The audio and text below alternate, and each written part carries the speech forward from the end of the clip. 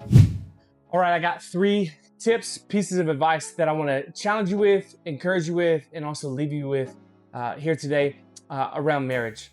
The reality is marriage can be difficult. It can be hard at times. We have, arguments and disagreements, and you have all these things going on. Plus, if you add on, like for my wife and I, you add on three kids, one on the way, and then they have endless things going on with sports and school and extracurriculars and the ridiculous amount of birthday parties. I got three friends. How do they get invited to this many parties? I don't know. Anyways, the weekends can be crazy. We both work full time. We both serve in leadership at our church. And so schedules are just crazy. Kids all over the place doing all kinds of things. And so there are going to be disagreements and arguments that rise up. There's going to be tension that rises up in your home and in your marriage. And the goal is not letting these things linger. The goal is to face them head on, to work through them, and to move on together, better, stronger. Right. And so the first thing that I want to give to you is something that my wife and I have done is that we've just made a commitment to peace in our home. We've made a commitment to having peace in our home. And first and foremost, what that looks like is understanding that true peace, ultimate peace, comes through Jesus Christ. So that is faith in Christ, that is recognizing what Jesus has done for us. It is the good news of the gospel that Christ has done everything necessary to save us, and that now Christ is at work in us and through us. And so, ultimate peace, experiencing peace first, has to come through Christ. It is the only way that we are then able to come together in our home and fight for peace in our home. And so Jesus says in John 14, he says, "Peace I leave with you, my peace I give to you. Not as the world gives, do I give to you. Let not your hearts be troubled, neither let them be afraid." So, this peace is first and foremost going to come through Christ. We experience and receive peace through Christ. And now we're able to come together as husband and wife and work towards having peace in our home. That we've made a commitment to this, which means we are going to do a few things. First and foremost, for me and husbands, men, I challenge you with this is lead with humility. Be the first to apologize. Recognizing that in every disagreement and in every argument, in every piece of tension that's taking place in your marriage, that there is always something that you could have done differently or done better. And so it's evaluating, okay, what is it that, maybe she's frustrated at, or maybe what it is that I'm frustrated at? What could I have done better? How could I have handled this differently? And then starting from there, being the first to apologize, coming to your wife and saying, "Look, babe, I'm sorry. How I responded, like, hey, I was frustrated and I responded out of frustration. And so the tone I took with you, what I said, how I said it, or hey, I just completely dismissed you and I walked away and was like, I don't even, like, I'm not even dealing with this right now." That there's always something that we could have done differently, that we could have handled better, that we could have um, just just done better at. And so being able to acknowledge that is going to require humility. Because here's the thing, pride is a marriage killer. Pride destroys unity in your marriage. And the way to combat pride, the antidote to pride, is going to be humility. So lead with humility. The second one is lead with vulnerability.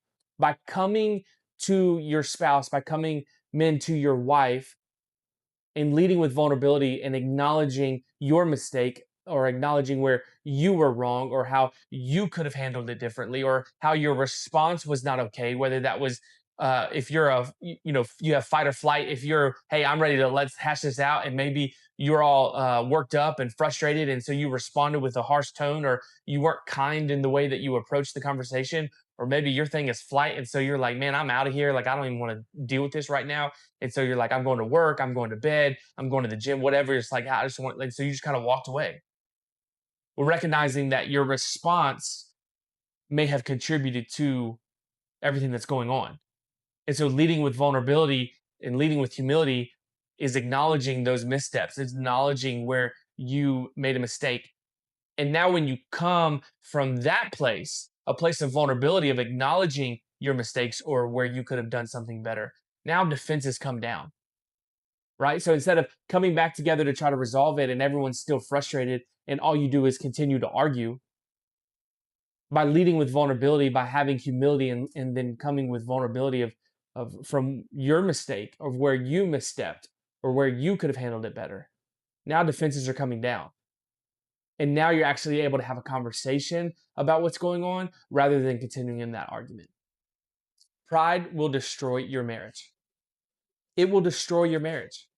So holding on to things, having to be right, being like, no, they need to apologize first. Like all of these things, that is pride. That is pride. And it gets in the way of so many things, but especially in our marriage. And pride will wreak havoc on your marriage. And Jesus lays out for us perfectly what humility ought to look like. Jesus says or Paul says about Jesus in Philippians of how we have this humility that Christ has. He says, so if there's any encouragement in Christ, any comfort from love, any participation in the Spirit, any affection and sympathy, complete my joy by being of the same mind, having the same love, being in full accord and of one mind. Do nothing from selfish ambition or conceit, but in humility count others more significant than yourselves. Let each of you look not only to his own interest, but also to the interest of others. And then it's going to go on to say that Jesus put this on full display by how, though had equality with God, he was God. He laid that aside and he came and took on the form of a servant. And he humbled himself to the point of death on a cross. And so Jesus puts on display for us what humility ought to look like. And so in your marriage, in your relationship, when these arguments and these disagreements come up, we can then walk in the footsteps of Jesus, the humility that he modeled, and we can approach these conversations or these disagreements and arguments with humility and with vulnerability, because our goal is peace in our home and not artificial peace. Not just where like, oh, everyone gets along and but everyone walks on eggshells. No, I mean genuine peace in your home, genuine unity in your marriage. But it's going to require a commitment to fighting for peace in your home. It's going to require humility, and it's going to require you to lead with vulnerability. And husbands, I'm challenging you to be the first to do this. You lead out in humility. You lead out in vulnerability. When there's an issue going on, when there's disagreement or there's tension, you pursue your wife. Wives, women, yes, I want you to do this as well, but for you men, it is our responsibility to lead our families. It is our responsibility to set the temperature and the climate of our home. And we do this by going first. We do this by leading first. And this is not something that I have perfected. It is not something that I just do every single time. Just even this week, I had to come to my wife and be like, I was frustrated. She was frustrated. I'm not even sure what I did. And so I'm like, what? So I can't even, it's even hard to start with that vulnerability or lead with humility because I'm like, I don't even know what I did. But I knew I had to at least approach it and try to at least have humility to hear, ears to hear what she had to say. And so even when you can't evaluate and recognize or pinpoint your misstep or how you could have handled something better, coming with ears to hear, that was the best I had in that moment.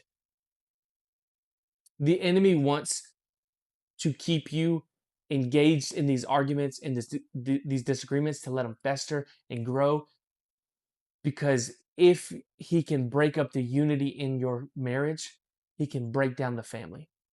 Strong marriages lead to strong families. Marriages where unity is broken, where there is no peace, can lead to the breakdown of the family. And so the enemy wants to keep you distracted. The enemy wants to keep you in your selfishness. The enemy wants to keep you in these disagreements or to sweep them under the rug so tension just builds. But Jesus says, follow my example. Walk in humility. Pursue your spouse. I believe in the power of marriage. I believe that marriage can be a beautiful thing, but it's going to require work. It's going to require intentionality, and it's going to require you to fight. And men, I'm challenging you to stand up and fight for your marriages, fight for your families, because I know you want to. But swallow the pride, step out in humility, lead with vulnerability, and pursue your wife. Restore unity, restore peace, and strengthen your family. And as always, don't quit and keep going.